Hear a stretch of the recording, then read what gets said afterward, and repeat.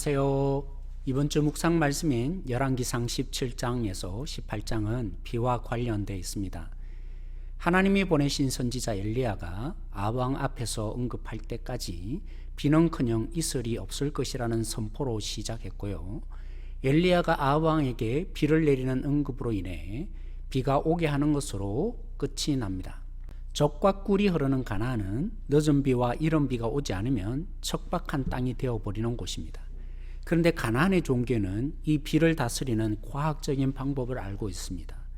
비의 신 바알과 아세라를 예배하면 해결됩니다. 요셉이 바로 앞에서 언급한 것처럼 가나안에 정착하기 전까지 이스라엘의 주 사업은 목축업이었습니다.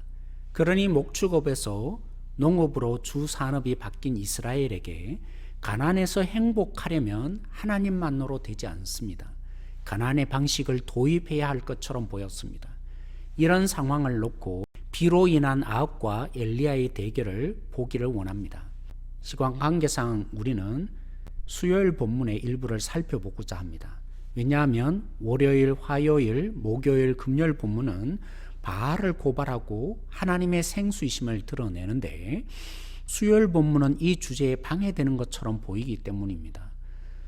또한 숨어 지내던 엘리야가 아합에게 직접 나타나면 될 것을 왜 굳이 경건한 사람 오바댜를 통해서 자신의 위치를 노출시켜 오바댜를 곤란하게 하는 불편함을 주는지 의아스럽게 만들기 때문입니다. 원래 히브리 성경은 사무엘서와 열왕기서가 분리되어 있지 않습니다.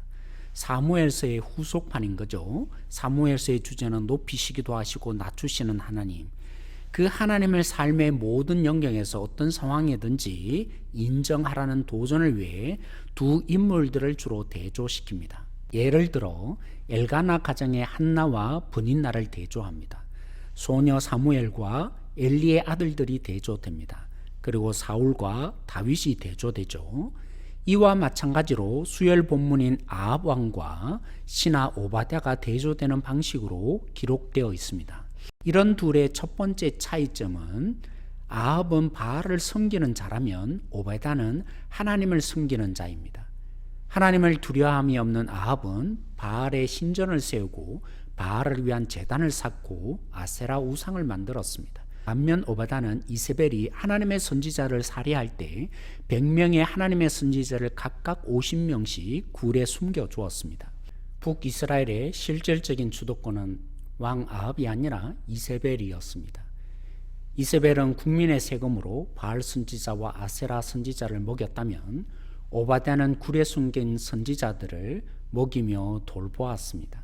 가장 극명하게 드러나는 것은 사마리아도 기근이 드니 아합이 오바댜에게 각자 반쪽씩 물을 찾아 나서자 제안할 때 드러납니다. 아합은 물이 없어 죽을 자신의 가축을 살리기 위해 곧 자신을 위해 물을 찾고 있습니다.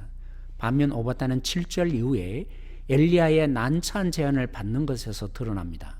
물을 찾아 나선 오바댜가 엘리야를 만나게 되는데 너무나 반가운 마음에 인사하고 대우하는데 엘리야는 퉁명스럽고 거친 말을 합니다. 내가 여기 있다 라고 알리라고 합니다.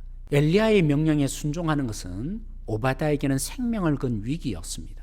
이제까지 하나님을 경유하여 선지자를 숨겨온 것처럼 엘리야와 내통하는 자로 아합에게 보여질 가망성이 있습니다. 아합이 그토록 찾고 찾아도 숨겨진 엘리야였으니까요. 엘리야가 호련히 만약 떠나가 버리면 어떡합니까? 하지만 자신의 위험에도 불구하고 엘리야를 아합에게 만나도록 주선하라는 명령에 오바댜는 순종합니다. 열왕기상 17장과 18장 본문 전체의 주제는 분명합니다. 엘리야와 사르밧가부, 아합과 850명의 바알과 아세라 선지자, 하나님 외의 것을 예배하며 살아가는 것이 얼마나 허구인지를 드러냅니다. 행복을 찾아 떠난 인생에 찾아오는 것은 해결되지 않은 목마름일 뿐입니다. 특히 아합과 대조된 오바댜를 통해 생명이신 예수님을 믿음에 우리가 기대하는 것과 다른 아픔을 겪을 수 있다는 것입니다.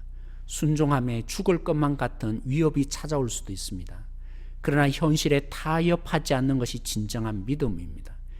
우리의 생명이 하나님의 손에 달려 있음을 믿기 때문입니다.